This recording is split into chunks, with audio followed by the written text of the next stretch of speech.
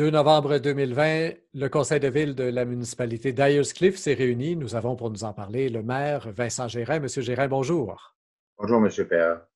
Alors, Monsieur Gérin, avant de parler et d'aborder les points là, dont il a été question lors de la réunion du 2 novembre, le jour où on enregistre cette entrevue, on est le 11 novembre et on le voit là sur votre vêtement, vous portez le fameux coquelicot, jour du souvenir. C'est important pour vous là, de prendre le temps de souligner la chose. Oui, c'est important. C'est une cérémonie qui est toujours très suivie à Cliff et c'est une cérémonie importante pour l'ensemble de la population, bien entendu. Et puis aujourd'hui, on a eu une très petite cérémonie avec 2 ou 3 personnes de la Légion canadienne pour déposer des couronnes au pied du cénotaphe. And today, well, it's important today to wear the coquelicot and to encourage also the veterans and the Canadian Legion by giving, make donations at different places in town where there is a box to buy a coquelicot and put a puppy. It's a puppy, the right name in English. Buy a puppy and give money to help their cause. So it's very important. Aussi, je voulais mentionner, M.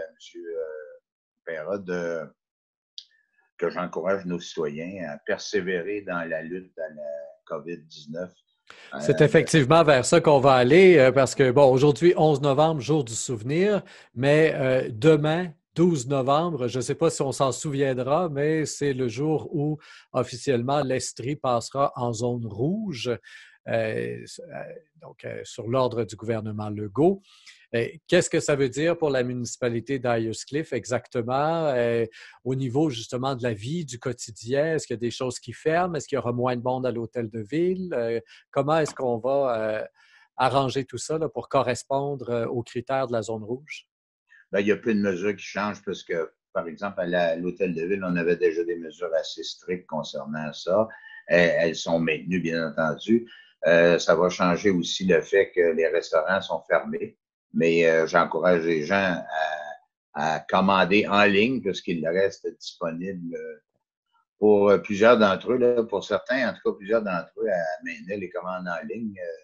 Mais j'encourage aussi, la bibliothèque sera fermée à partir de demain, bien entendu, parce que ça fait partie des exclusions, des services non essentiels, nous dit-on. Donc, on aura l'obligation de la fermer encore une fois. On se souvient que ça avait eu lieu en mars, avril, mai. Je ne me souviens pas jusqu'à quand exactement ça va durer. J'encourage aussi les gens à persévérer dans leurs mesures.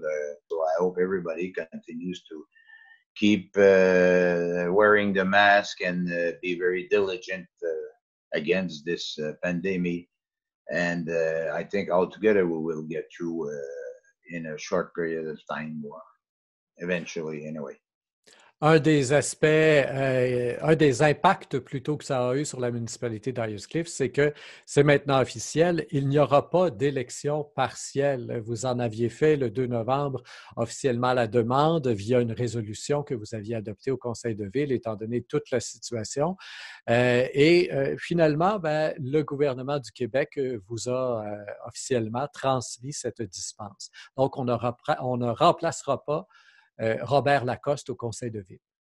Donc, en effet, on a attendu le plus longtemps possible en espérant un décret en vertu de la loi 67 qui est déposée, pas encore votée. Cependant, on a eu une opportunité qui nous a été offerte de faire une demande au ministère des Affaires municipales de ne pas tenir d'élection parce qu'on jugeait que c'était une dépense inappropriée dans le contexte actuel. Le conseil considère qu'il est capable de fonctionner très bien avec un maire et 6 conseillers, particulièrement du fait qu'on a quorum et qu'il n'y a pas, le poste de maire n'est pas en jeu encore pour cette année.